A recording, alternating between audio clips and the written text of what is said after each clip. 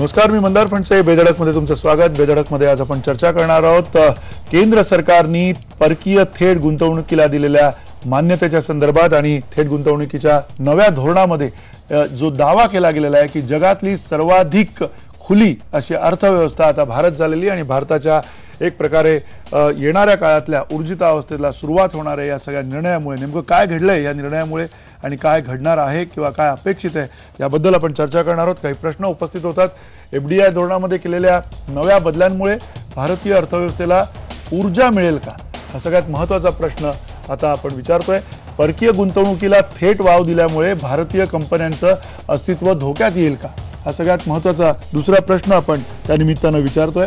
आणि थेट परकीय गुंतवणुकीच्या धोरणामुळे कृषी आणि रोजगाराच्या नवीन संधी उपलब्ध होतील का, हा सगळ्यात महत्त्वाचा प्रश्न त्या निमित्तानं आपण विचारणार आहोत. आपल्यासोबत मान्यवर आहेत. विश्वास पाठक भाजपचे प्रदेश प्रवक्ता आपल्यासोबत आहेत. महेश म्हात्रे कार्यकारी संपादक स्टुडिओमध्ये आपल्यासोबत आहेत. चंद्रशेखर नेने अर्थतज्ञ आपल्यासोबत आहेत. डॉक्टर भालचंद्र कांगो कम्युनिस्ट नेते आपल्यासोबत आहेत. आणि या चर्चेमध्ये माजी खासदार आणि अर्थतज्ञ डॉक्टर भालचंद्र मुणगेकर आपल्यासोबत आहे. सगळ्यांचं स्वागत आहे. अर्थात मुणगेकर सर, तुम्हाला पहिला प्रश्न, ज्या पद्धतीनं हे 9 जवळजवळ वेगवेगळ्या क्षेत्रांमध्ये नवीन हे जे धोरण आलेलं आहे, नवीन धोरण म्हणजे आधीच्या धोरणामध्ये अधिक सुधार केले गेलेले आहेत आणि जो दावा केला गेलेला आहे केंद्र सरकारकडनं की जगातली सर्वाधिक खुली अशी अर्थव्यवस्था आता भारत आहे आणि त्यानिमित्तानं येणाऱ्या काळामध्ये इथल्या अर्थव्यवस्थेला ऊर्जा मिळणार आहे. तुमचं त्याच्यावरती काय मत आहे?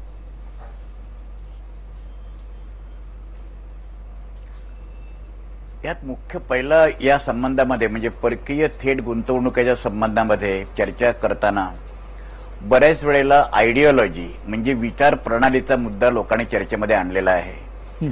मला असं वाटतं की ह्या आयडिओलॉजीच्या फंदामध्ये न पडता देशाच्या एकूणच व्यापक हिताच्या दृष्टिकोनातून एफडीआयचं पॉलिसी जे ओपन स्काय 3 महत्वाच्या सेक्टरमध्ये, संरक्षण क्षेत्रामध्ये आहे, त्याच्यानंतर एव्हिएशन सेक्टरमध्ये म्हणजे विमान क्षेत्रामध्ये आहे आणि सिंगल ब्रँड रिटेलमध्ये आहे. आता हे 3 अत्यंत महत्वाचे घटक आणि मग उरलेले 5-6 घटक आहेत, म्हणजे 5-6 क्षेत्र आहेत. प्रश्न असा आहे की नोव्हेंबरमध्ये ही गुंतवणूक 26% वरून 49% वर केली आणि 2014च्या बजेटमध्ये पहिलं बजेट जे सादर केलं जेटलीने, तेव्हा जेटली असं म्हणलं की आपल्याला 26% डिफेन्स मधली गुंतवणूक ही आपल्याला 49% पर्यंत आपल्याला न्यायला लागेल. आता 2014च्या बजेट पासून आतापर्यंत असे कोणते बदल झाले की ज्याच्यामध्ये आपल्याला डिफेन्स सेक्टर सारखे अत्यंत क्रुशियल सेक्टरमध्ये 100% गुंतवणूक करावी लागली? या 3ही सेक्टर मधली गुंतवणूक तत्वता बरोबर की चूक हा मुद्दा नसून याचे देशाच्या लॉंग टर्म किंवा दीर्घकालीन हितावर इथली रोजगार निर्मिती, डिफेन्स मधल्या इन्व्हेस्टमेंटचा परिणाम इथल्या स्ट्रॅटेजिक सिक्युरिटीकडचा म्हणजे देशाच्या संरक्षणाच्या धोरणामध्ये. एक मी आपल्याला उदाहरण देऊ इच्छितो की अमेरिकेमध्ये आता फक्त 25% थेट फॉरेन इन्व्हेस्टमेंट एफडीआय ही एव्हिएशन सेक्टरमध्ये आहे. साऊथ कोरियामध्ये 49% आहे. 1926 मध्ये विमान सेक्टर मधली इन्व्हेस्टमेंट ही संपूर्णपणे बंद करण्यात आली होती. दुसऱ्या जागतिक महायुद्धामध्ये विमान सेक्टर मधली इन्व्हेस्टमेंट ही लोकांनी ही अनेक राष्ट्रांनी बंद केली.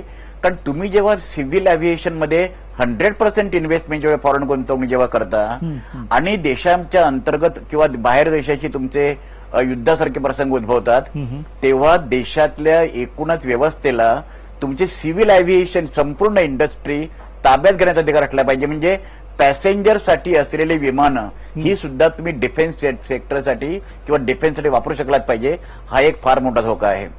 दुसरा मुद्दा डिफेन्स विषयी बोलायचा झाला तर आपल्याला असं दिसेल की डिफेन्स सारखे अत्यंत क्रुशियल सेक्टरमध्ये आता आपण 70, हा प्रश्न मी राज्यसभेत विचारला होता की आता जवळजवळ आपण 70% इम्पोर्ट करतो आपली संरक्षण साधन सामुग्री. म्हणजे 60, म्हणजे काँग्रेसकडे माझं असं म्हणणं आहे आपली एकूणच इथली डिफेन्स आणि संरक्षण सज्जता ही बदलत्या काळामध्ये जेव्हा प्रचंड टेन्शन्स आहेत जगामध्ये, अशा वेळेला आपण संरक्षण क्षेत्रामधली गुंतवणूक, थेट गुंतवणुकी 100% पर्यंत नेणं हे देशाच्या संरक्षणाच्या दृष्टिकोनातून हितावं आहे असं मला स्वतःला वाटत नाही. आणि नेमकं हेच जेटलीने त्यांच्या बजेटमध्ये वारंवार सांगितलेलं होतं. तिसरा मुद्दा असा की तिसरा सिंगल ब्रँड रिटेलमध्ये आता इथे आता परवाच बातमी आली होती, हमालाच्या जागेसाठी एमफिल आणि पीएचडी कर्ज करतात. आपण डेमोग्राफिक डिव्हिडंड असं म्हणतो. 2 लाख रोजगार निर्माण होते नुसत्या डिफेन्स सेक्टरमध्ये आपण असं म्हणतो. खरोखरच त्याचे प्रॉस अँड कॉन्स काय आहेत? मला स्वतःला वाटतं की हा फार धाडसी निर्णय आहे आणि ह्या धाडसी निर्णयाचं हा निर्णय काँग्रेसचा असला तरी सुद्धा बऱ्याच वेळेला माझा उल्लेख काँग्रेसचे खासदाराचा करण्यात येतो, हे बरोबर आहे कारण मी काँग्रेस पार्टीमध्ये आहे. परंतु मी हे सांगू इच्छितो की काँग्रेस असो किंवा बीजेपी असो, मला इतक्या प्रकारे मुक्त आर्थिक धोरण म्हणजे परदेशी थेट गुंतवणुकीला त्याचे काही फायदे असून सुद्धा मान्य करून सुद्धा आणि तत्वांचा मुद्दा न आणता देशाच्या एकूणच अर्थव्यवस्थेच्या दृष्टिकोनातून दीर्घकालीन विचार करता फार हिताचे आहेत असं मला स्वतःला वाटत नाही. नक्की नक्की तुम्ही अतिशय सविस्तर असं विश्लेषण केलेलं आहे. एक तुमच्याकडनं फक्त जे तुम्ही वाक्य बोललात की जेटली सुद्धा या संदर्भामध्ये बोलले होते की हे धोकादायक असू शकतं, हे तुम्ही आता बोललात किंवा ते जस्ट तुम्हाला म्हणजे ओघाने बोलता बोलता या सगळ्या संदर्भामध्ये तुम्ही आणलं होतं? कारण जेटलीनी जर का आधी हे म्हटलं असेल आणि आता 100% खुली केली गेली असेल तर त्याचा अर्थ सुद्धा बदलेल.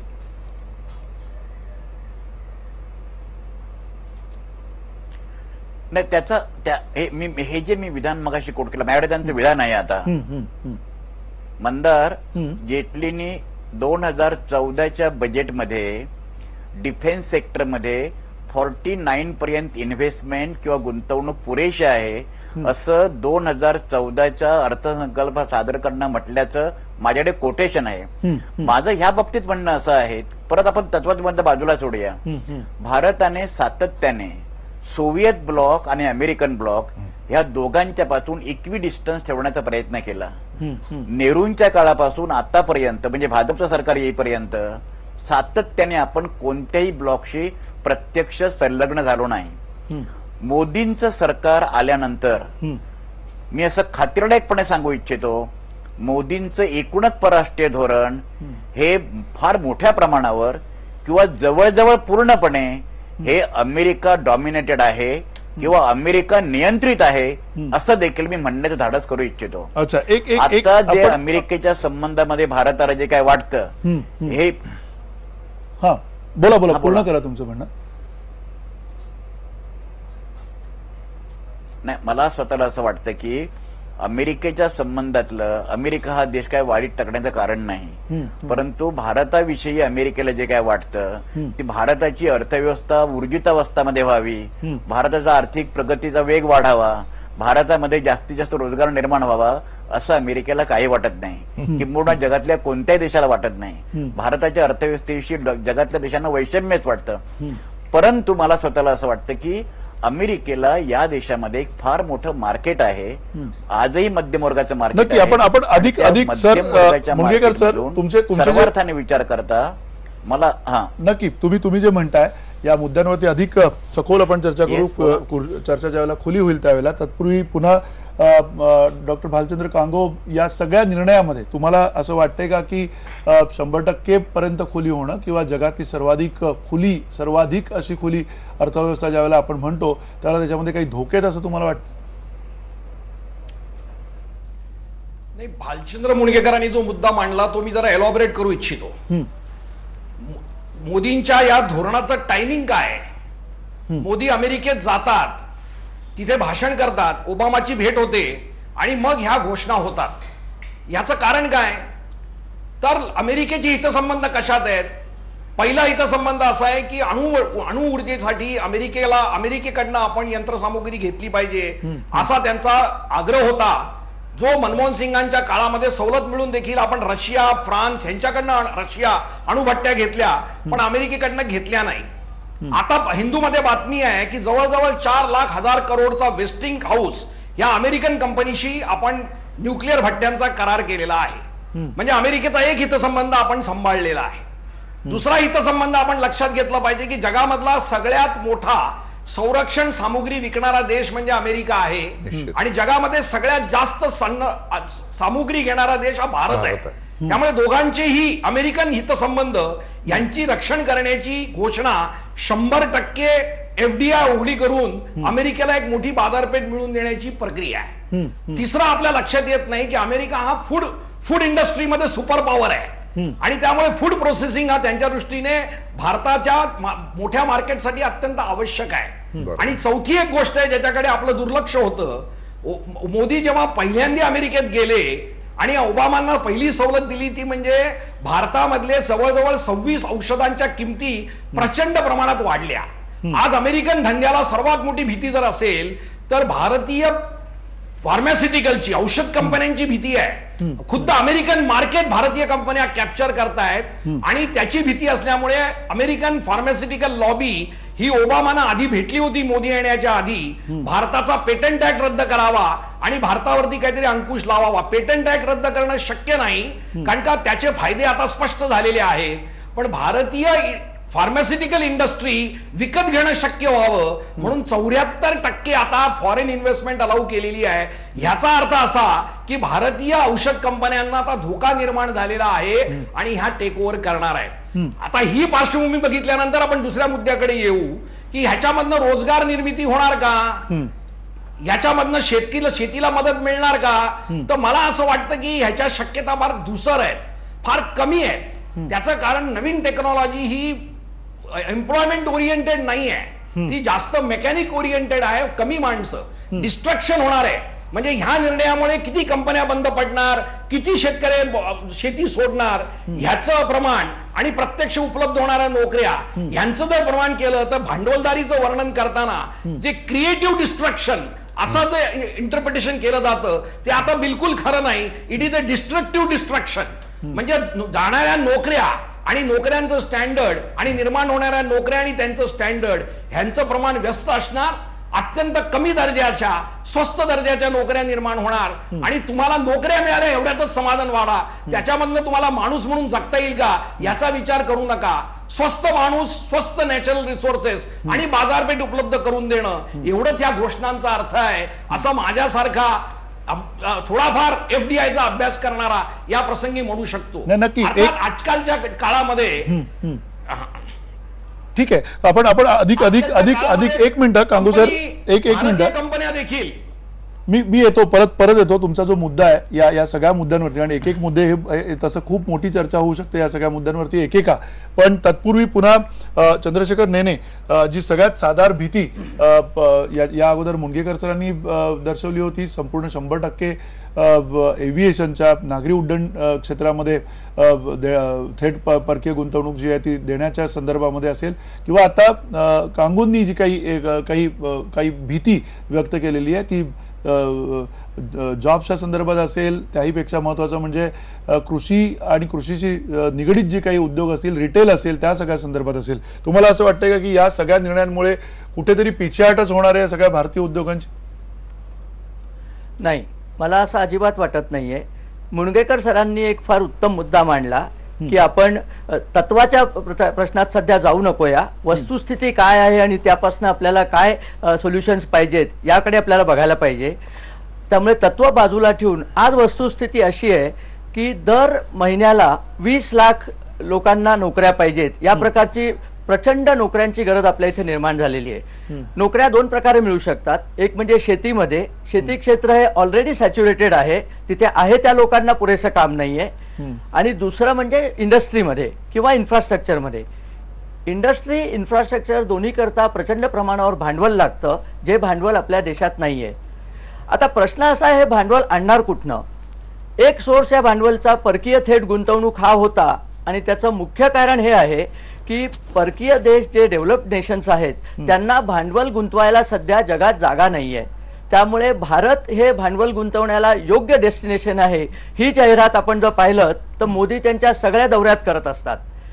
इतकं असून सुद्धा डिफेन्समध्ये 74% गुंतवणूक ओपन करून सुद्धा पुरेशी गुंतवणूक भारतात आली नाही. आणि त्याचं मुख्य कारण हे होतं की defence is a sensitive technology. No company, कुठलीही कंपनी एखाद्या अशा मार्केटमध्ये येणार नाही जिथे त्यांच्या टेक्नॉलॉजीवरती 25% का होईना लोकल कंट्रोल असेल. हे जेव्हा आपल्या लक्षात आलं तेव्हा हे 100% ओपन करण्याचं गणित करायला लागलं. जेटलींचं म्हणणं त्यावेळेला बरोबर होतं, पण बदलत्या परिस्थितीत जेव्हा लक्षात आलं की गुंतवणूक येत नाहीये आणि आपल्याला शस्त्रास्त्र निर्मितीमध्ये नुसती गुंतवणूक नकोय, आपल्याला स्वस्त आणि उत्कृष्ट शस्त्रास्त्र देशातच निर्माण व्हायला हवी आहेत. मेक इन इंडियाचा जो इनिशिएटिव्ह आहे तो सक्सेसफुल व्हायला हवा आहे. त्याकरता हे 100% गुंतवणूक ओपन केलेली नक्की. एक मुद्दा आपण त्याच्यामध्ये पुन्हा अधिक सविस्तर चर्चा करू. तत्पूर्वी पुन्हा या सगळ्या प्रकरणामध्ये विश्वास पाठक, तुम्हाला जो प्रश्न विचारायचा आहे, एकीकडे आता जसं नेने म्हटले की कुठेतरी एक प्रकारे अधिकाधिक खुली अर्थव्यवस्था करण्याकडे परिस्थिती जात गेली, कारण या सगळ्या महत्वाच्या परिस्थितीमध्ये ज्यावेळेला जी अपेक्षा होती की गुंतवणूक येईल, परकीय गुंतवणूक येईल, ती येताना दिसत नव्हती आणि म्हणून एक प्रकारे या सगळ्या परिस्थितीला आपण शरण गेलो असं म्हणायचं. नाही, मी दोन्ही तिन्ही माननीय वक्त्यांचा जे काही त्यांनी म्हटलं त्याबद्दल बोलू इच्छितो. सर्वप्रथम गेल्या 2 वर्षामध्ये ही जी परकीय थेट गुंतवणूक आहे, FDI, हा $35 बिलियन वरनं $55 बिलियन वर गेलेला आहे. भारत हा मोस्ट फेवर्ड FDIचं डेस्टिनेशन झालेलं आहे आणि त्यांनी अमेरिकेला आणि चायनाला देखील मागे टाकलेलं आहे. त्यामुळे FDIचा इन्फ्लो हा भारतामध्ये यायला सुरुवात झालेली आहे, ही हकीकत आहे. मला मूळ मुद्दा असा मांडायचा की जेव्हा आपण 1991 मध्ये ग्लोबलायझेशन आणि जे की उदारीकरण आणि जागतिकीकरण जे आपण स्वीकारलं, तेव्हापासूनच हे 24%, 49%, 74% आणि 100% हे डिस्कशन नेहमी सुरू झालं. हे पर्सेंटेजचा अर्थ काय, तर मी आपल्या दर्शकांच्या माहितीसाठी सांगू इच्छितो की याच्या माध्यमातून कंपनीच्या मॅनेजमेंटचं कंट्रोल केलं जातं, त्यांचं शेअर होल्डिंग ठरलं जातं. त्यामुळे शेअर होल्डिंग जेव्हा 50च्या वर जातं तर बऱ्यापैकी कंपनीचा ताबा हा त्या मार्काकडे गेलेला असतो. मला याच्यात हेच सांगायचं की आतापर्यंत ज्या ज्या क्षेत्रामध्ये, म्हणजे पॉवर असो, टेलिकॉम असो, स्पेक्ट्रम असो किंवा इन्शुरन्स असो, आपण शेअर होल्डिंग हे वाढवलेलं आहे, FDIचे लिमिट्स वाढवलेले आहे आणि त्याचे बेनिफिट्स हे भारताने बघितलेले आहे. म्हणजे IT क्षेत्र असो किंवा टेलिकॉम असो, हे क्रांती झालेली आहे. मात्र जेव्हा जेव्हा या लिमिट्स वाढवण्याचा विचार झाला तेव्हा अशा प्रकारची ओरड हे नेहमीच होत आलेली आहे. मग ते काँग्रेसचं राज्य असो किंवा BJPचं राज्य असो, हे मी आपल्याला सांगू इच्छितो. मात्र जेव्हा एखादी गुंतवणूक होत असते तर गुंतवणूक करणारा आणि घेणारा दोघांच्या काही अपेक्षा असतात आणि त्या अपेक्षेचं डायनामिक्स हे नेहमी बदलत राहतं. त्यामुळे 2015 मध्ये काय म्हटलं होतं आणि 2016 मध्ये काय म्हटलं होतं, तर मला वाटतं डायनामिक्स प्रमाणे हे तुम्हाला पुढे जावंच लागतं. हे करताना तुम्हाला ही जी काही रिस्क असते ती रिस्क मिटिगेट कशी करायची या दृष्टीने विचार केला जात असतो. तर ही रिस्क पंतप्रधान नरेंद्र मोदी कशी मिटिगेट करतात आहे, तर मला सांगा की जेव्हा पैसा किंवा FDI येतो तर हा पैसा आपल्या देशामध्ये येत असतो. बाकी जमीन, इथले लॉज, इथले रेग्युलेशन, इथले एम्प्लॉईज, सगळ्या गोष्टी या सगळ्या आपल्या कंट्रोलमध्येच असतात. ते फक्त पैसा आणू शकतात आणि पैसा नेऊ शकतात. आणि हे करताना नरेंद्र मोदींनी डिफेन्स सारख्या ठिकाणी देखील 100% पर्यंत जे बोल्ड डिसिजन घेतलेलं आहे. तर आजपर्यंत आपण काय करत होतो, डिफेन्सच्या माध्यमातून आपण विमानं किंवा सगळ्या प्रोडक्टच इम्पोर्ट करत होतो. त्यांनी एक चांगली शक्कल लढवली की जर आपण पैसा इथे आणला तर इथे रोजगार निर्मिती होईल, मॅन्युफॅक्चरिंग ऍक्टिव्हिटीज वाढतील, टॅक्सेस आपले वाढतील, GDP आपला वाढेल. मला असं वाटतं एक बोल्ड आणि चांगलं घेतलेलं हे पाऊल आहे. हा केवळ इकॉनॉमिक्सचा विषय नाही आहे, तर हा एक फायनान्सचा, बिझनेसचा, इंडस्ट्रीचा विषय आहे. आणि नरेंद्र मोदींनी आल्या काय बघितलं तर आपल्या देशामधली ही जी बेरोजगारी आहे, रोजगार कसा वाढवता येईल, GDP आपला कसा वाढवता येईल, या दृष्टीने पहिल्या दिवसापासून ते जागतिक स्तरावर प्रवास करतात आहे, मार्केटिंग करतात आहे, मार्केटिंगच्या माध्यमातून इन्व्हेस्टमेंट अट्रॅक्ट करतात आहे आणि ते इन्व्हेस्टमेंट ही आघाडीच्या माध्यमातून दिसते आहे. त्यामुळे मला असं वाटतं की उगाच याचं बाऊ न करता याला आपण सामोरं गेलं तर आपल्याला याच्यात नक्कीच त्याचे फायदे जाणवतील. नक्की. पण महेश, या सगळ्या परिस्थितीमध्ये हे धाडस आहे म्हणायचं की शरण गेलं म्हणायचं परिस्थितीला, कारण इतके प्रयत्न केलेत गेल्या 2 वर्षामध्ये नरेंद्र मोदी यांनी, त्या प्रयत्नांच्या नंतर अजून जेवढा प्रतिसाद मिळाला पाहिजे होता तेवढा प्रतिसाद मिळताना दिसत नाहीये. चीनच्या तुलनेमध्ये कदाचित तो काकणभर जास्ती असेल एकूण ज्याला टक्केवारी म्हणता येईल त्या टक्केवारीच्या तुलनेने, पण चीनच्या आपण आसपास सुद्धा आता नाही. त्यांची जर का एकूण बघितली तर ती 155 बिलियनच्या आसपास जाते, आपण 55 बिलियनच्या आसपास जातो. हे सगळं जर का त्याची तुलना केली तर या तुलनेमध्ये आपण शरण आलोय की हे धाडस असणार आहे? आपण म्हणजे केंद्र सरकारने ही प्राप्त परिस्थिती समोर शरणागती पत्करली की धाडसाने या परिस्थितीला सामोरं जाण्याचा प्रयत्न मोदी सरकार करते, हे सांगण्याच्या आधी भाजपचे प्रवक्ते विश्वास पाठक यांनी ज्या पद्धतीने शेवट केला त्यांच्या निवेदनाचा की लोकांनी या विषयाचा बाऊ करू नये, त्यांचं ते म्हणणं मला मान्य आहे. परंतु या विषयाचा बाऊ इतर लोक करण्याच्या आधी स्वदेशी जागरण मंच, जे राष्ट्रीय स्वयंसेवक संघाचा अपत्य आहे आणि राष्ट्रीय स्वयंसेवक संघाचे स्वयंसेवक नरेंद्र मोदी यांनी जे निर्णय घेतलेले आहेत त्या निर्णयाला सर्वाधिक कडवा विरोध स्वदेशी जागरण मंचाच्या माध्यमातून होतोय. त्यामुळे त्याबद्दल काय ते बोलतात किंवा हे दुतोंडी धोरण मुद्दाम एकीकडे निर्णय घ्यायचे आणि दुसरीकडे अशा पद्धतीने आपल्याच एका संघटनेच्या माध्यमातून त्याच्या विरुद्ध राळ उठवायची, हे संघाचं धोरण आहे का याबद्दल मला प्रश्न पडलेला आहे. ते फक्त मी आधी सांगून घेतो. आता मूळ प्रश्न आहे की ज्या पद्धतीने नरेंद्र मोदी सरकारने जे धोरण घेतलेलं आहे, थेट परकीय गुंतवणुकीला भारतामध्ये इतका मोठा वाव आतापर्यंत दिला नव्हता. 1990 पासून जे जगभरामध्ये विशेषतः चीन आणि भारतामध्ये थेट गुंतवणुकीचं जे वारं व्हायला लागलं 1991 नंतर डॉक्टर मनमोहन सिंग यांच्या नेतृत्वाखाली जे आर्थिक सुधारणा पर्व सुरू झालं, त्या पर्वाचं चांगले फायदे भारतीय अर्थव्यवस्थेने पाहिलेले आहेत. तर ही जी प्रक्रिया होती, ही सगळी प्रक्रिया आतापर्यंत आपल्या देशामध्ये एक पाऊल पुढे आणि दोन पाऊल मागे अशा पद्धतीने झालेली आहे. त्यामुळे नोव्हेंबर 2015 मध्ये जेव्हा खुल्या आर्थिक धोरणाचा उद्गार नरेंद्र मोदी आणि अरुण जेटली यांनी केला, ते सुद्धा तशाच पद्धतीने होतं. बरं, त्यांनी त्यावेळेस थेट परकीय गुंतवणुकी संदर्भात जे धोरण नोव्हेंबर 2015 मध्ये जाहीर केलेलं होतं, त्याच्या 48 तास आधी भाजपचा बिहारमध्ये दारुण पराभव झालेला होता, बिहार विधानसभा निवडणुकीमध्ये. आणि त्याच्या एक आठवडा आधी नरेंद्र मोदी इंग्लंड दौरा आटपून परत आलेले होते. आज यावेळेस जेव्हा त्यांनी खुल्या आर्थिक धोरणाचा हा जो उद्गार केलेला आहे, याच्या काही तास आधी रघुराम राजन यांनी आपण गव्हर्नर पदावर राहण्यास उत्सुक नाही, आपण दुसरी टर्म वाढवून घेणार नाही, हे जाहीर केलेलं होतं. आणि 8-10 दिवस आधी नरेंद्र मोदी अमेरिकेला जाऊन आलेले होते. म्हणजे या दोन्ही निर्णयांमागची जर साखळी आपण बघितली तर ती साखळी सुद्धा इथे आपण लक्षात घेतली पाहिजे की डॅमेज कंट्रोलचा एक भाग म्हणून त्यांनी या आर्थिक सुधारणांची जी चर्चा करण्याचा प्रयत्न केलेला आहे, हे सगळ्यात घातक आहे. कारण अर्थकारण आणि राजकारण याची अशा पद्धतीने विचित्र सांगड भारतात कधीच घालण्यात आलेली नव्हती. भारतामध्ये जेव्हा जेव्हा अर्थकारणाविषयीचे जे निर्णय झालेले होते, ते अर्थकारणासंदर्भाचे निर्णय हे विशेषतः आर्थिक आपल्या आघाडीवर विचार करून निर्णय घेतलेले होते. राजकारण त्यात कधीच मिश्र झालेलं नव्हतं. त्यामुळे जे डॉक्टर मुनगेकर म्हणाले की याच्या आधी भारताने इक्विटी डिस्टन्स ठेवलेलं होतं सोव्हिएत युनियन आणि अमेरिकेच्या पासून पर्यंत. परंतु मुनगेकर सर, आपण सगळ्यांनी नेहरू नंतरचा इरा बघितलेला आहे आणि आपण कशा पद्धतीने समाजवादी अर्थकारणाच्या दिशेने झुकलेलो होतो. परंतु नंतर विशेषतः सोव्हिएत युनियनचं विघटन झाल्यानंतर आपल्याला ही अमेरिकेची जवळीक साधावी लागलेली होती आणि आता नरेंद्र मोदींनी ती खूपच घट्ट जवळीक केलेली आहे. ज्या नरेंद्र मोदींना अमेरिका व्हिसा द्यायला तयार नव्हती, ती आता वारंवार पायघडा घालते. याचं कारण अर्थकारण आहे, हे आपण सगळेजण जाणतो आहोत. नक्की एक महत्वाचा मुद्दा उपस्थित केलाय महेश तुम्ही, की अर्थकारण आणि राजकारण हे यापूर्वी अशा प्रकारे एकत्र आलं नव्हतं किंवा एकत्र करण्यात आलं नव्हतं.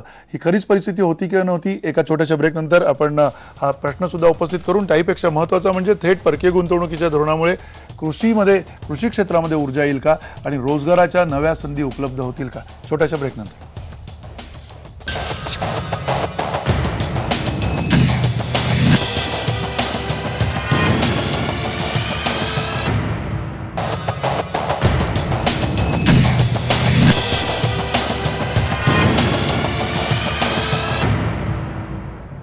पुन्हा एकदा स्वागत. बेधडकमध्ये आपण चर्चा करतोय थेट परकीय गुंतवणुकीचं जे नवं धोरण केंद्र सरकारने जाहीर केलेलं आहे त्या धोरणाच्या संदर्भात. तत्पूर्वी आपल्या प्रेक्षकांचं काय म्हणणं आहे ते आपण पाहूयात. संतोष शिंदे म्हणतात, भाजप हा भांडवलदारांचा पक्ष आहे, एफडीआयचं स्वागत म्हणजे भारतीय उद्योग मोडीत काढण्याचा डाव आहे.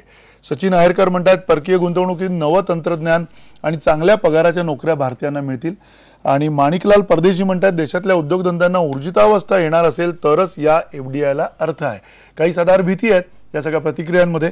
आणि अर्थात त्या अनुषंगाने एक जो मुद्दा भालचंद्र कांगो तुम्हाला विचारायचा आहे की खरं तर फार्मास्युटिकलच्या बाबत सुद्धा तुम्ही तुमचं मत मांडलं. या सगळ्यामध्ये फार्मास्युटिकलमध्ये जर बघितलं तर अनेक औषधं जी आहेत ती बाहेरच्या इंटेलेक्च्युअल IPR इंटेलेक्च्युअल प्रॉपर्टी राईट्समधून आलेली आहेत. त्या औषधांवरचा स्वामित्व हक्क आपला तेवढा नाही आहे जेवढा असायला हवा. अनेक कायद्यांच्या पळवाटांमधनं इथे त्या औषधांची निर्मिती केली जाते. हे सगळं आपल्याला सगळ्यांना माहिती आहे आणि असं असताना आपण त्या बाबतीत सुद्धा खूप जास्ती प्रोटेक्टिव्ह आहोत का? काय तुमचं मत आहे? आपण लक्षात घेतलं पाहिजे की एड्ससाठी आफ्रिकेमध्ये अमेरिकन आणि युरोपियन कंपन्या जोपर्यंत औषधं विकत होत्या तोपर्यंत तिथे औषध सर्वसामान्य माणसांना परवडत नव्हतं. $3,000 त्याला महिन्याला खर्च लागायचा. भारतीय कंपन्या त्या मार्केटमध्ये गेल्यावर तो खर्च $300 पर्यंत कमी आला आणि अमेरिकन आणि युरोपियन कंपन्यांचं धाबं दणाणले आपण लक्षात घेतलं पाहिजे. आत्ताही आपण बघितलं अमेरिकेमध्ये भारतीय कंपन्यांच्या विरुद्ध प्रचंड लिटिगेशन आहे. मग ते सगळ्या रॅनबॅक्सी असो कुठल्याही कंपन्या असो त्यांचं नुसतंच लिटिगेशन नाही तर अमेरिकन सरकारचं अमेरिकन FDA मार्फत भारतीय FDA वरती प्रेशर आहे आणि इथे येऊन तुमच्या प्रोडक्शन फॅसिलिटी चेक करू आणि त्या सबस्टँडर्ड पाठवल्या तर आम्ही तुमच्या औषधावर बंदी घालू अशा प्रकारचं प्रेशर ते आपल्यावर आणतायत आणि WTO मध्ये अनेक केसेस नेत आहेत. म्हणजे भारतीय फार्मास्युटिकल इंडस्ट्री आज जगामध्ये एक मान्यवर इंडस्ट्री झालेली आहे आणि ह्याच्यामुळे साऊथ आफ्रिका असेल ब्राझील असेल हे सगळेजण भारतीय पेटंट ऍक्टचा अभ्यास करतायत आणि हा ऍक्ट WTOनी मान्य केलेला ऍक्ट असल्यामुळे चॅलेंज करणं अवघड होत आहे. ही अमेरिकेची खरी मोठी अडचण आहे आणि म्हणून भारतीय फार्मास्युटिकल कंपनीला एकीकडे जेरीला आणायचं वेगवेगळ्या पद्धतीने आणि दुसरीकडे मग आता त्याचा कंट्रोलच घेऊन टाकायचा. अशा प्रकारचा हा सरळ सरळ खेळ चाललेला आहे. हे कुठल्याही शहाण्या माणसाला कळू शकतं. मी परत एकदा दुसऱ्या मुद्द्याकडे येतो जो मुद्दा तुम्ही उपस्थित केलेला आहे आणि ज्याच्या आधी भाजपचे स्पोक्समन बोलले होते की FDI भारतामध्ये $55 बिलियन आलेला आहे. 2 वर्षामध्ये क्रांती झालेली आहे. 2 वर्षात नोकऱ्या किती तयार झाल्या? आपली गरज 2 कोटी नोकऱ्यांची वर्षाला आहे. पहिल्या वर्षी 4,57,000 आणि दुसऱ्या वर्षी 1,56,000 म्हणजे $55 बिलियन झाल्यानंतर तुम्ही 2 वर्षात 6 लाख नोकऱ्या तयार करता. डिस्ट्रॉय किती झाल्या असतील नोकऱ्या याचा अभ्यास करा म्हणजे लक्षात येईल आम्ही काय म्हणतो ते. जग बदललेलं आहे. जरी आज मंदी असेल आणि भांडवल नफ्याच्या शोधात तुमच्याकडे येईल असं जर मांडत असेल तरी नुसतं भांडवल येत नाही. भांडवलाबरोबर जे तंत्रज्ञान येते ते हायली एम्प्लॉयमेंट डिस्प्लेस करणारं तंत्रज्ञान आहे. चीननी जेव्हा फॉरेन कॅपिटल वेलकम केलं तेव्हा चीनकडे 3 गोष्टी होत्या. त्यांच्याकडे शेअर मार्केट नव्हतं त्यामुळे गुंतवणूक करणाऱ्या माणसाला कुठलीही चीनी कंपनी विकत घेणं शक्य नव्हतं. चीनमध्ये जमिनीची मालकी सरकारची आहे त्यामुळे जमिनीमध्ये गुंतवणूक करून ॲप्रिशिएशन जमिनीचे करणं आणि पैसे कमवणं हा धंदा शक्य नव्हता. आणि तिसरी गोष्ट गुंतवणुकीबरोबर टेक्नॉलॉजी आणलीच पाहिजे ही चीनची अट होती. आज 100% FDI बरोबर टेक्नॉलॉजी येईल अशी आपली अपेक्षा आहे पण तशी अट आहे का? अट नाही. चौथी गोष्ट डिफेन्स बद्दल खूप बोललं जातं की मोदींनी भारताला डिफेन्सची गरज आहे म्हणून 100% केलं. उद्या भारतामध्ये जी डिफेन्स फॅक्टरी येईल ती म्हणेल आम्ही ज्या किमतीत घेतो त्याच किमतीत भारताने आमच्याकडनं विकत घ्यावं. आज आपल्याला ऑप्शन्स ओपन आहेत. स्वीडननी नाही दिलं तर रशियाकडनं घेतो, रशियानी नाही दिलं तर अमेरिकेकडनं घेतो. एक नक्की महत्वाचा मुद्दा आहे. बंद होईल. नक्की महत्वाचा मुद्दा आहे. एक त्यातला एक उपप्रश्न खरं तर विचारायचा. याचा अर्थ असा होतो का असं गृहीत धरतोय का आपण कुठेतरी की मुनगेकर सर की आलेल्या सगळ्या कंपन्या इथे ज्या येणार आहेत त्या कंपन्यांकडनं तिथला ती जी निर्मिती होणार आहे त्यांचं जे प्रॉडक्ट असेल ते आपणच घेतलं पाहिजे असं काही आपण त्याच्यामध्ये गृहीत धरतोय की त्या कंपन्या इकडनं त्या मालाची निर्मिती करून पुन्हा एकदा त्यांचा माल जिथे कुठे जगामध्ये त्यांना उत्तम त्या मालाची किंमत मिळत असेल तिकडे त्या जातील त्यातनं एक्सपोर्ट वाढेल असं काही त्याच्यामध्ये आपल्याला अपेक्षित आहे? नाही असं असण्याची शक्यता आहे ना. एक मुद्दा मगाशी जो कांगोने निर्माण जो केला तो मुद्दा फार महत्वाचा आहे ज्याचा उल्लेख विश्वास पाठकने केलेला होता की गेल्या वर्षभरामध्ये साधारणपणे $54 बिलियन इन्व्हेस्टमेंट थेट फॉरेन डायरेक्ट इन्व्हेस्टमेंट भारतामध्ये आली. परंतु त्याच्यापैकी 80% फॉरेन डायरेक्ट इन्व्हेस्टमेंट ही सेवा क्षेत्रामध्ये आली, सर्व्हिसेस सेक्टरमध्ये आली. मॅन्युफॅक्चरिंग सेक्टरमध्ये 10 ते 12% पेक्षा जास्त आलेलं नाही. सबंध जागतिक अर्थव्यवस्थेमध्ये जेव्हा मॅन्युफॅक्चरिंग सेक्टरमध्ये जास्तीत जास्त गुंतवणूक होते फॉरेन डायरेक्ट इन्व्हेस्टमेंट किंवा कुठल्या प्रकारची तेव्हा रोजगार निर्मिती होते. चीनने प्रामुख्याने फॉरेन डायरेक्ट इन्व्हेस्टमेंट ही मॅन्युफॅक्चरिंग सेक्टरमध्ये आणली आणि म्हणून चीनचा रेट ऑफ ग्रोथ अधिक होता. आता $55 बिलियन इन्व्हेस्टमेंट श्रीयुत नरेंद्र मोदी पंतप्रधान देशाचे यांनी स्वतःही मान्य केलेलं होतं की आपल्याकडे ज्या प्रमाणामध्ये फॉरेन डायरेक्ट इन्व्हेस्टमेंट आली त्या प्रमाणात रोजगार निर्माण झाले नाही. त्याचा उल्लेख मगाशी भालचंद्र कांगूने केला की साधारणपणे 10 ते 12 लाख रोजगार निर्माण झाला. हा रोजगार सुद्धा सर्व्हिसेस सेक्टरमध्ये प्रामुख्याने हायली स्किल्ड जॉब ज्यांच्यामध्ये IT सेक्टर सारखं प्रचंड स्किल आहे अशा लोकांच्या मध्ये ज्यांना प्रचंड फार मोठ्या प्रमाणावर ज्यांना सॅलरी पगार मोठ्या प्रकारच्या नोकऱ्या आहेत त्याच्यामध्ये नोकऱ्या निर्माण झाला. आता तुम्ही जे मगाशी असं म्हणालात की त्यांच्याकडचं तंत्रज्ञान येऊन तिकडच्या कंपन्या इकडे येऊन जे उत्पादन करतील त्याच्यामध्ये प्रक्रिया करून आपण त्यातला काही एक्सपोर्ट देखील करू शकू. परंतु प्रश्न असा आहे इथे डोमेस्टिक इंडस्ट्री आहे. सातत्याने इथली डोमेस्टिक इंडस्ट्री इथली भारतीय उद्योग जे आहेत ह्या उद्योगांची एकूणच आजची अवस्था लक्षात जर घेतली तर स्वातंत्र्योत्तर काळामध्ये ज्या प्रकारचं तंत्रज्ञान आपण विकसित केलं त्याच्यापेक्षा अधिक विकसित तंत्रज्ञान आपण करू न शकल्यामुळे आज सुद्धा भारतीय उद्योग हे परदेशातल्या उद्योगांशी स्पर्धा करण्यासाठी ॲडिक्वेटली किंवा पुरेसे सक्षम नाहीत. या पार्श्वभूमीवर फार्मास्युटिकल इंडस्ट्री असो डिफेन्स इंडस्ट्री असो आपण काय करतो आहोत या सगळ्या धोरणामध्ये. आणि पुन्हा मगाशी ज्ञानेने जो मुद्दा सांगितला होता मुद्दा उल्लेख केला मी पुन्हा सांगतो ह्याच्यामध्ये भांडवलशाही मार्केट इकॉनॉमी समाजवाद असं आपण काही एक देशाचं हित कशामध्ये आहे ह्याच्यामध्ये मुळात मुख्य मुद्दा असा आहे की ह्या देशामध्ये डेमोग्राफिक डिव्हिजन आपण ज्याला म्हणतो 65% लोकसंख्या देशाची ही 35% खाली आहे. 50% संख्या 25% खाली आहे. त्यांच्या रोजगार निर्मितीची प्रामुख्याने जी लक्षात घ्यायला पाहिजे ही या सरकारने लक्षात घेतलेलं नाही. कृषीच्या बाबतीमध्ये मगाशी तुम्ही मंदार फडसे आपण उपस्थित मुद्दा केलेला होता. गेल्या 10-15 वर्षामध्ये सर्वच सरकारांनी कृषीकडे अत्यंत बेजबाबदारपणे दुर्लक्ष केलं आणि लाखो शेतकऱ्यांनी गेल्या 7-8 वर्षामध्ये आत्महत्या केल्या. हे त्याचं दुर्दैवी फळ आहे. तेव्हा एकूणच एवढ्याचा विचार करत असताना रोजगार निर्मिती देशाची संरक्षण सिद्धता या देशातील अंतर्गत ज्या कंपन्या उद्योग जे आहेत त्यांच्यावर दीर्घकालीन होणारे परिणाम त्या परदेशी कंपन्यांची इथे मक्तेदारी निर्माण होण्याची शक्यता आणि त्यामुळे भारतीय अर्थव्यवस्थेवर एका फार मोठ्या प्रमाणावर नियंत्रण करण्याची ताकद अशा प्रकारच्या धोरणातून निर्माण होण्याची शक्यता नाकारता येत नाही. एवढाच फक्त मी धोक्याचा इशारा सरकारला देऊ इच्छितो. नक्की चंद्रशेखर नेने यातला सगळ्यात जो महत्वाचा मुद्दा आहे की इकडे टेलिपोर्ट असेल डायरेक्ट टू होम सारखे जी माध्यम आहेत केबल नेटवर्क आहे मोबाईल टीव्ही जो आहे त्या व्यतिरिक्त ई कॉमर्सचा जो एक भाग आहे ज्याच्यामध्ये आता अगदी वॉलमार्ट असणार आहे त्याच्यामध्ये अमेझॉन असणार आहे.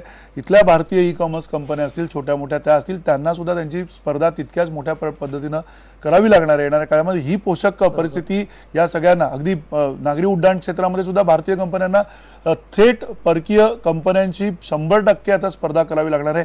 हे कुठल्या अर्थाने पोषक असणार आहे इथल्या कंपन्यांसाठी नंबर 1 आणि नंबर 2 या सगळ्यामध्ये ज्या भारतीय ज्यावेळेला हे सगळे रिटेलर्स येतील रिटेल चेन्स येतील इकडे त्यावेळेला इथला जो माल आहे कृषी माल जो आहे भारतातला त्या कृषी मालाला त्याची हमी कशा पद्धतीने मिळेल कारण त्यांना चायनातला लसूण आणि आपल्याकडचा लसूण जर आला तर आपल्याकडचा एक परिस्थिती अशी येऊ शकते की आपल्यातला इथला शेतकरी लसूण घेणं बंद करेल. आपल्याकडची अशी काही परिस्थिती तुम्हाला दिसते का कारण त्यांना या एवढ्या मोठ्या प्रमाणावरच्या मोठ्या कंपन्यांशी इथे स्पर्धा करावी लागणार आहे. आधी आपण एक बघितलं पाहिजे 1991च्या आधीपर्यंत भारतीय कंपन्यांना कृत्रिम संरक्षण देऊन त्यांचा माल निकृष्ट माल भारतीय ग्राहकांच्याच माथी अधिक किमतीने मारला गेला. अनेक वर्ष हा उद्योग चालू होता.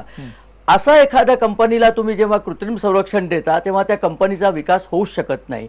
आपल्याला असं म्हणायचं आहे का की ते संरक्षण आजही आपण देत राहायचं का कंपन्यांना म्हणजे ज्याला इंग्रजीमध्ये throw in the deep end म्हणतात मुलाला पोहायला शिकवायचं असलं तर त्याला खोल पाण्यात ढकलायला लागतं कायम एक सांगड बांधून त्याला सोडता येत नाही.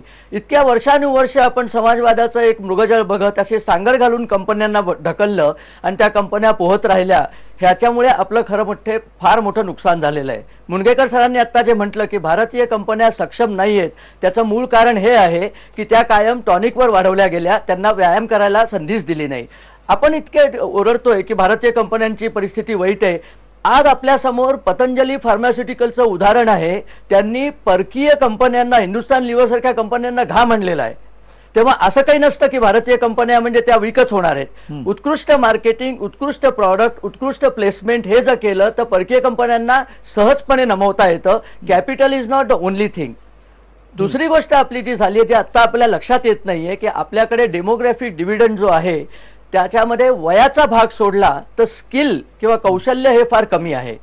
मॅन्युफॅक्चरिंग मध्ये गुंतवणूक येत नाही असं सरांनी आता सांगितलं. त्याचं कारण सरांनी सांगितलं नाही. मॅन्युफॅक्चरिंग करण्याकरता कुशल कामगार या देशात नाहीयेत, कारण टेक्नॉलॉजीची वाढच झाली नाही. कालची टेक्नॉलॉजी वापरून आजच्या लोकांना प्रॉडक्ट देत राहण्याचा जो कार्यक्रम आपल्या इथे वर्षानुवर्ष चालला, त्याला जर खंड पाडला नाही तर आपण कायम अशी बांडगुळं पोसत राहू. आणि ती बांडगुळं जर पोसत राहिलं तर हे काही चालायचं नाही फार दिवस. त्यामुळे आपल्या कंपन्यांना स्पर्धेमध्ये उतरावंच लागेल. स्पर्धेमध्ये उतरल्यानंतरच आपल्या कंपन्या सक्षम दिसतील आणि त्यातले जे सक्षम असतील ते तरतील, जे नसतील ते बुडतील.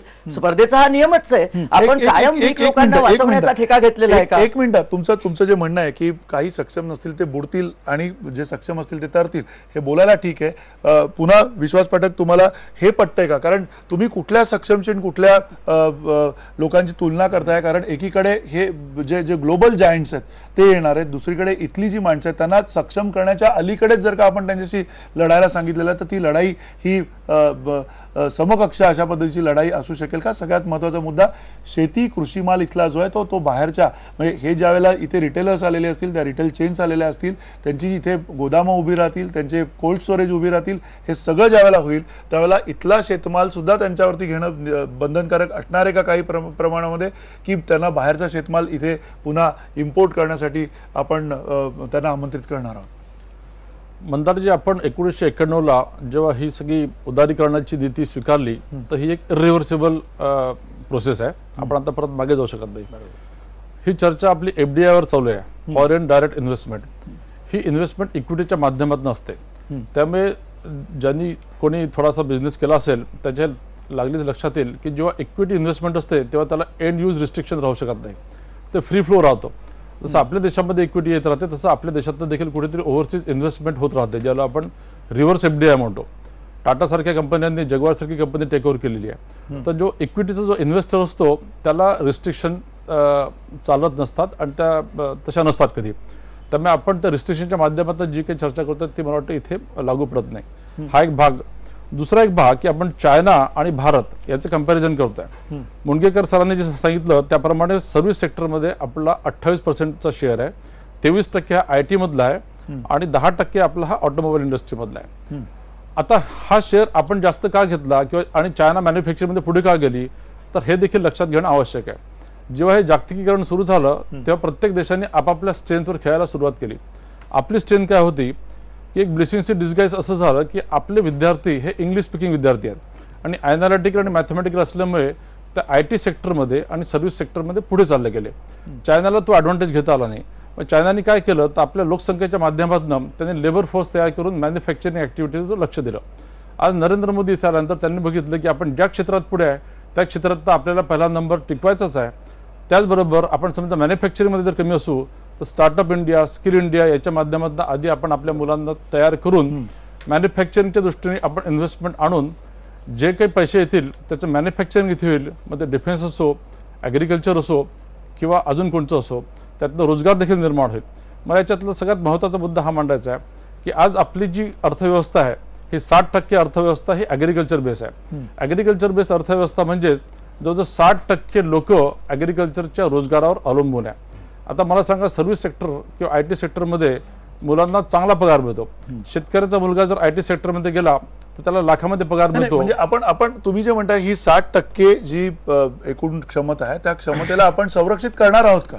मी ते सांगतोय की हा एक मोठा मूल मुद्दा आहे. हा अर्थशास्त्रज्ञांच्या दृष्टीने देखील नेने म्हणतात त्याप्रमाणे संरक्षित ठेवायचं की नाही ठेवायचं. तेच म्हणतो की हे कसं आहे की जर तुम्ही इंडस्ट्री बघितली तर असं समजा की तुम्ही एक बिझनेस चालू करताय आणि बिझनेस चालू करताना तुम्ही जेव्हा एक डिटेल बिझनेस प्लॅन तयार करता त्या प्लॅनमधनं रिसोर्सेसचं तुमचं मॅपिंग होत राहतं. ॲग्रिकल्चर अशी एक व्यवस्था आहे की जिकडे तुम्हाला 60% मॅनपॉवर आधीच दिलेली आहे आणि सांगितलं की तुम्हाला 60% मॅनपॉवरला पाळायचं आहे. तर त्या दृष्टीने काय करता येईल, त्या सगळ्यांना आपण नोकऱ्या तर देऊ शकत नाही. आज जागतिक स्तरावर देखील जी मंदी आहे आणि स्थिती आहे आणि ज्याच्या तुलनेमध्ये आपण बरंच काही करतोय, त्या स्थितीमध्ये नरेंद्र मोदींनी एक ओळखलं की केवळ रोजगार हा एक त्याचं सोल्युशन होऊ शकत नाही, तर स्वयंरोजगार देखील तेवढंच महत्वाचं आहे. आणि म्हणूनच त्यांनी 2022 पर्यंत शेतकऱ्यांना त्यांचा जो इन्कम आहे हा दुप्पट कसा होईल या दृष्टीने त्यांनी काही पावलं आखलेली आहे. मला वाटतं या सगळ्या उदारीकरण आणि जे काही एफडीआयची पॉलिसी कांगो हसतात, त्यांना काहीतरी बोलायचं आहे. एक मिनिटात मी थोडक्यात तुमचा मुद्दा काय कांगो? माझं म्हणणं असं आहे की 2012 साली जेव्हा मनमोहन सिंगांनी रिटेल ट्रेडमध्ये 100% एफडीआयचा निर्णय घेतला होता, तेव्हा नरेंद्र मोदींनी राजकोटला जे भाषण केलं होतं ते आता व्हायरल झालंय युट्यूबवर. ते तुम्ही वाचा, ते ऐका. म्हणजे नरेंद्र मोदींना एफडीआय किती धोकादायक वाटत होता आणि देशामधला व्यापारी कसा उद्ध्वस्त होईल, शेतकरी कसा मरेल, असं अगदी यथार्थ वर्णन 2012 साली मोदींनी केलं होतं. असं काय एकदम 3 वर्षात मोदींचं ट्रेनिंग बदललं किंवा शोध लागला की त्यांना अगदी एफडीआय शिवाय आता भारताला पर्याय नाही आणि त्याच्याशिवाय उद्धार होणार नाही असं वाटतं? विश्वास पाठक असतील की अमेरिकेमधल्या तेव्हा 2012 साली 12 पर्यंत त्यांना अमेरिकेला जायला चान्स मिळाला नव्हता, आता 2दा जाऊन आले, त्यामुळे त्यांच्या ज्ञानात भर पडली असण्याची शक्यता आहे. असं झालंय का? विश्वास पाठक मूळ मुद्द्याचं उत्तर देत नाही आहेत. $55 बिलियन येऊन तुम्ही 10 लाख नोकऱ्या तयार करता. म्हणजे ठीक आहे, आपण त्या मुद्द्यावर विश्वास पाठकचं उत्तर द्या थोडक्यात, वेळ कमी. तर 2012चं आपण जे म्हटलं नरेंद्र मोदींचं भाषण, तर त्यांचे काही रिझर्वेशन होते आणि आता ते भारतामध्ये त्याच गोष्टी आणतात ज्या गोष्टींची आवश्यकता आहे. तर पैसा आणि तंत्रज्ञान, त्यांची अपेक्षा हीच आहे की आमच्या लोकांना इथे रोजगार मिळेल, आम्हाला इथून टॅक्सेसच्या माध्यमातून इन्कम मिळेल, आमचा GDP वाढेल. आणि म्हणून त्यांनी संशोधन करून रिटेल क्षेत्रामध्ये त्यांनी एफडीआयचे काही नॉर्म्स सेट केलेले आहे. हा पहिला मुद्दा. दुसरा प्रश्न जो आपण आता उपस्थित केला, काय म्हणाले सर? भालचंद्र कांगो. नाही, कांगो सरांनी कांगोंचा दुसरा मुद्दा तोच होता की गुंतवणुकीच्या तुलनेमध्ये रोजगार निर्माण झालाय. आता कांगो सर, तुम्ही जर छोटासा बिझनेस सुरू केला, बरोबर, बिझनेस सुरू केल्यानंतर आधी पैशाचे जुळवाजुळ होते आणि ते जुळवाजुळ झाल्यानंतर एका वर्षामध्ये तुमच्या काही फॅक्टरी उभ्या राहत नाही, मॅन्युफॅक्चरिंग सुरू होत नाही किंवा एम्प्लॉयमेंट जनरेट होत नाही. त्याला थोडा हा वेळ लागतच असतो. त्यामुळे तुम्ही 2 वर्षात काय केलं हे विचारणं फार चुकीचं आहे. नाही, एक मिनिट, आपण त्या वादाच्या पलीकडे एक सेकंद पुन्हा महेश. एक मिनिट. हा, मला मंदार हा बोला. एक सेकंड. माझं काय म्हणणं आहे, मी तत्वज्ञान किंवा आयडिओलॉजीवर बोलत नाहीये. इकॉनॉमिक्स मध्ये परवा टेक्नॉलॉजीवर लेख आलेला आहे की आधुनिक टेक्नॉलॉजी ही माणसं रिप्लेस करतीये.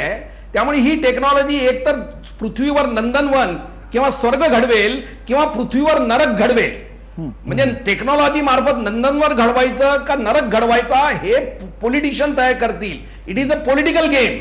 आणि ह्या पॉलिटिकल गेम मध्ये तुम्ही नफ्याला महत्व देणार का माणसाला महत्व देणार हा अत्यंत कळीचा मुद्दा ठरणार आहे.